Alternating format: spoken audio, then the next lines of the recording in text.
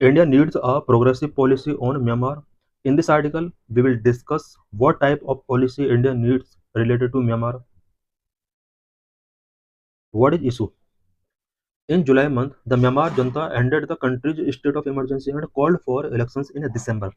Myanmar के अंदर last month जनता ने, जो कि वहाँ का मिलिट्री है, उसने स्टेट के अंदर इमरजेंसी एंडेड करने का डिक्लेयर किया एंड दिसंबर मंथ में इलेक्शंस कंडक्ट कराने के लिए उसने डिसीजन टेकिंग किया है.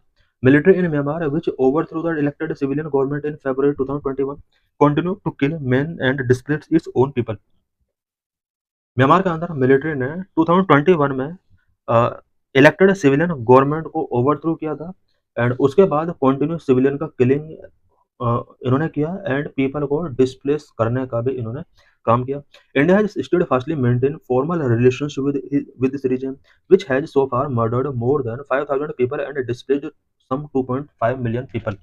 इंडिया ने जो मिलिट्री रूल था म्यांमार के अंदर, उस मिलिट्री रूल के साथ भी अपने जो रिलेशंस थे, फॉर्मल रिलेशंस मेंटेन करके रखे और इस मिलिट्री रूल ने म्यांमार के अंदर मोर देन 5000 पीपल का मर्डर किया एंड अबाउट 2.5 मिलियन पीपल को डिस्प्लेस किया.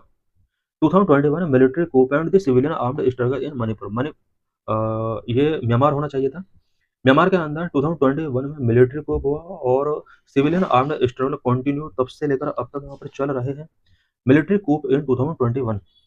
Aung San Suu Kyi's National League for Democracy victory in the 2020 elections sparked concern among the military. 2021 में आंग सांग सूकी national league for democracy NLD का यहाँ पर विक्ट्री होता है और ये मिलिट्री के लिए एक कंसर्निंग बन जाता है. इट मीन मिलिट्री इस विनिंग को लाइक नहीं करता है. The military alleged electoral fraud and staged a coup in February 2021. Military ने इलेक्टोरल फ्रॉड से रिलेटेड एलिगेशंस लगाए एंड February 2021 में एक कूप को यहाँ पर स्टेज किया गया मिलिट्री के द्वारा. आंग सान सू की and other leaders were detained sparking wide spread protest and a violent military crackdown. आंग सान सू की और उसके अदर लीडर्स को डिटेन कर लिया जाता है, वाइड स्प्रेड प्रोटेस्ट किए जाते हैं and a violent military crackdown यहाँ पर स्टार्ट हो जाते हैं. Anti Janata armed struggle. Various ethnic armed organizations, EAOs, and People's Defense Forces (PDFs) intensified their resistance against the military regime, resulting in escalating conflict across the country. 2021 में जैसे ही military dictatorship start हो जाता है, various ethnic armed organisations and peoples defence forces, it means EAOs and PDFs का यहाँ पर military regime के against resistance intensify हो जाते हैं, जिसकी वजह से पूरे कंट्री के अंदर कॉन्फ्लिक्ट एस्केलेट हो जाते हैं. Brief history of political unrest in Myanmar. Myanmar के अंदर पॉलिटिकल अनरेस्ट किस तरह से कंटिन्यू चलता रहा. Number of parliamentary democracy phase. Starting में पार्लियामेंट्री डेमोक्रेसी फेज के तौर पर देखा जाता है. Myanmar gained independence from British rule in 1948. The country established a democracy based on the parliamentary system of government. Myanmar British rule से 1948 में independence gain कर लेता है. इंडिपेंडेंस के जस्ट बाद म्यांमार के अंदर पार्लियामेंट्री सिस्टम ऑफ गवर्नमेंट, जो कि डेमोक्रेसी के बेस पर था, इस्टेब्लिश किया जाता है. First phase of a military rule. In 1962 general Ne Win stage of coup डिफेड एस्टेब्लिशिंग अ मिलिट्री डिक्टेटरशिप. 1962 में पहली बार यहाँ पर मिलिट्री डिक्टेटरशिप स्टार्ट होती है जनरल नी विन की लीडरशिप में. The Burma Socialist Programme Party became the country's sole political party.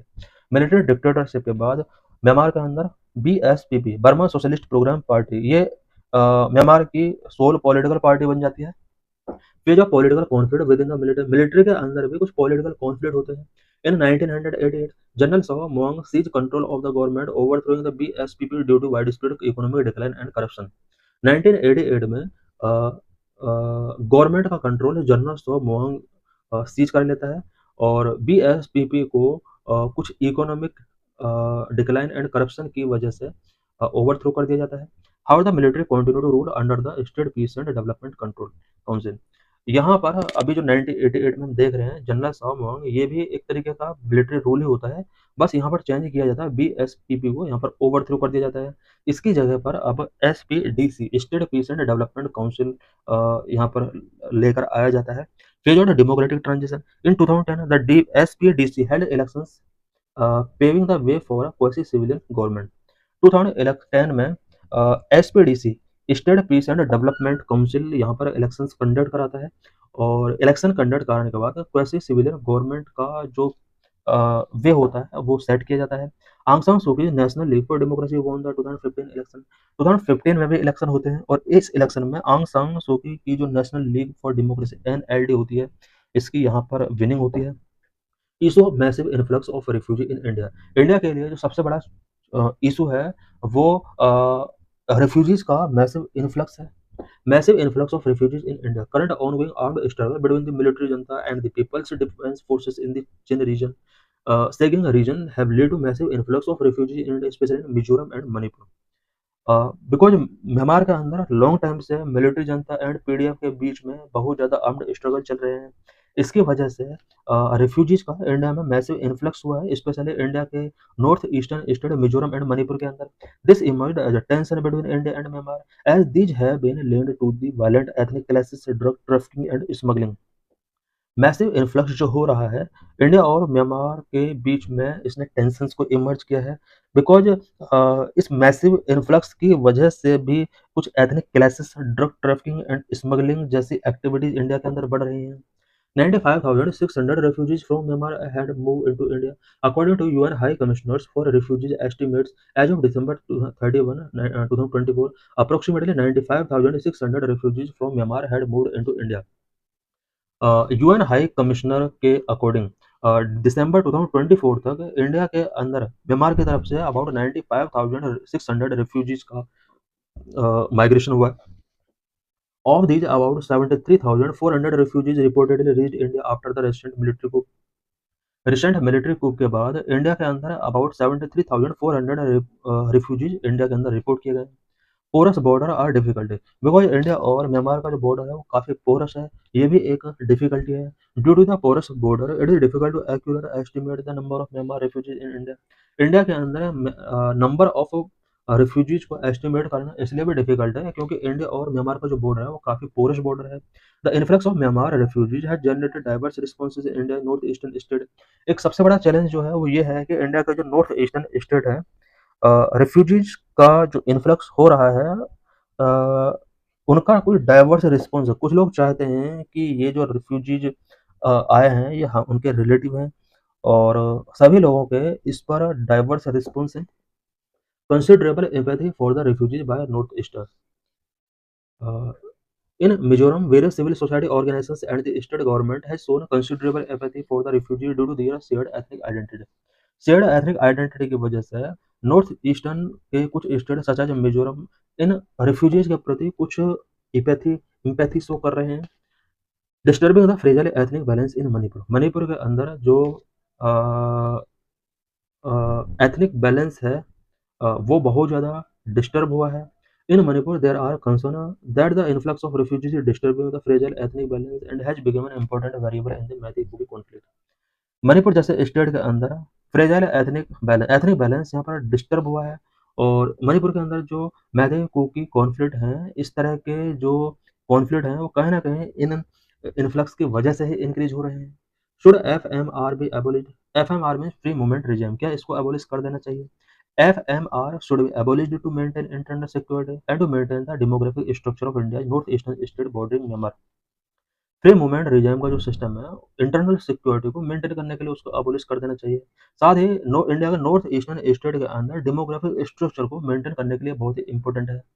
Free movement regime FMR. In North East India there are many ethnic groups such as Mizo, chin, Kuki that inhabit both sides of the India-Myanmar border and share a strong community and familial ties. North eastern India में बहुत सारे ethnic groups such as Mizo, चिन, Kuki living करती हैं, जो कि India Myanmar border के दोनों side में लिविंग करती हैं, और strong community and familial ties ये कम्युनिटी शेयर करती हैं। Recognising these ethnic interactions, the government of both countries instituted a free movement regime FMR after independence for the people within 40 kilometre on either side of the India Burma border which was subsequently reduced to 16 kilometre. जो shared community हैं दोनों side में, Myanmar और India border के दोनों side में, इनके ethnic interactions को रिकॉग्नाइज करने के लिए दोनों गवर्नमेंट ने फ्री मूवमेंट रीजन इंस्टीट्यूट किया था after independence.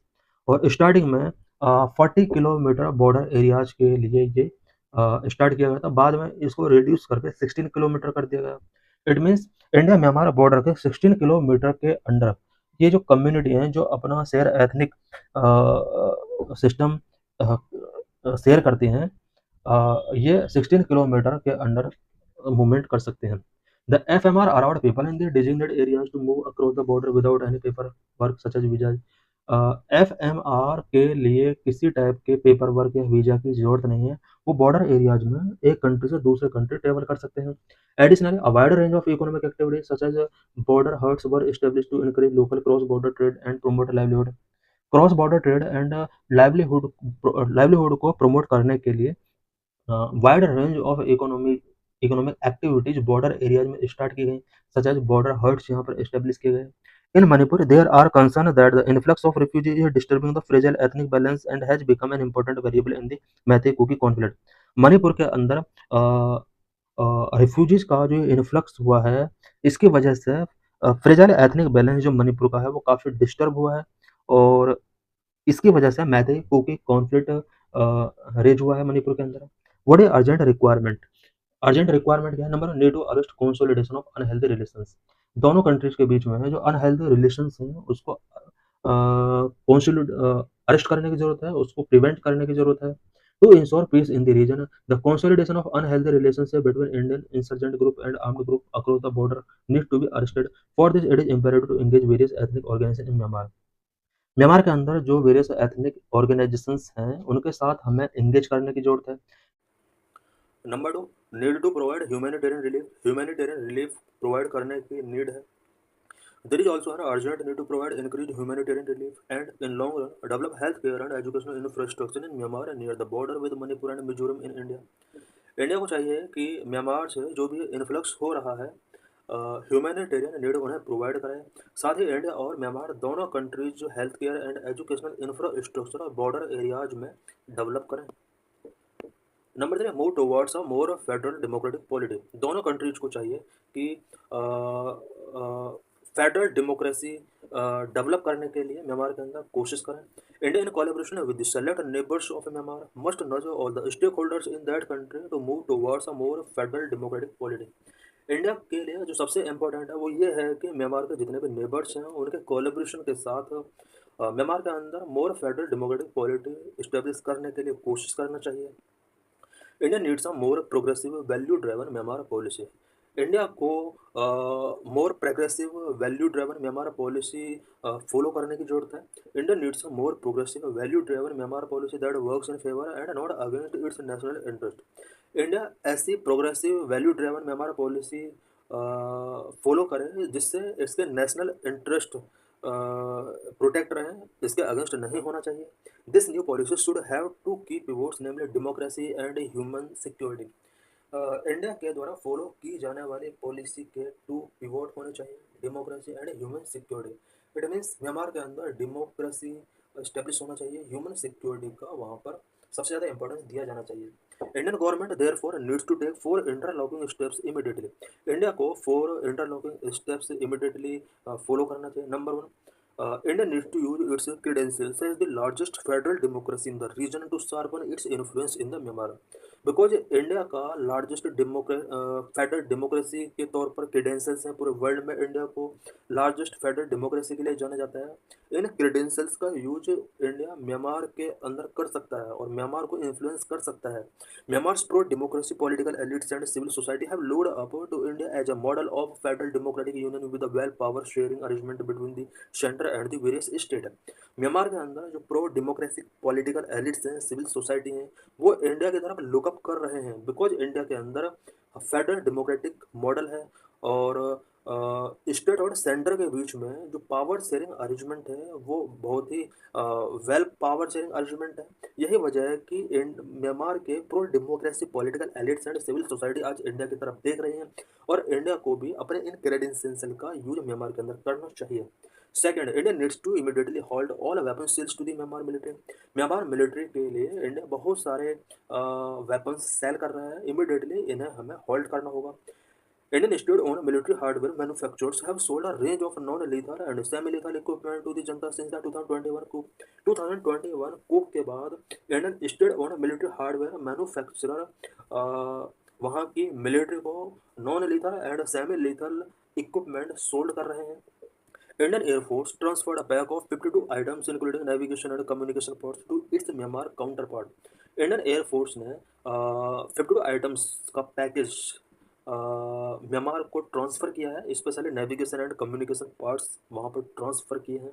India needs to immediately put a stop to these as the Myanmar military continues to use all the three services, the army, air force and navy, to attack non-combatant civilian using imprecise lethal tactics.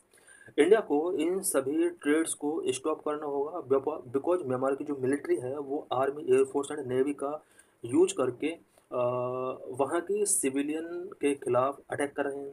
Third, India needs to immediately open cross border humanitarian corridors to help civilians affected by the conflict along 3 border provinces Sagaing region, Chin state and northern Rakhine state.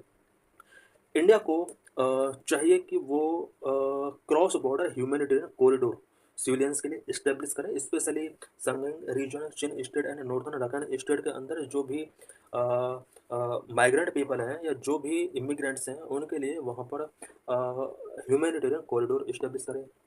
Fourth, the government should immediately hold the detention and deportation of the asylum seekers from Myanmar. Myanmar से जो भी asylum seeker आए हैं, Indian government इनके detention और deportation को immediately hold करे.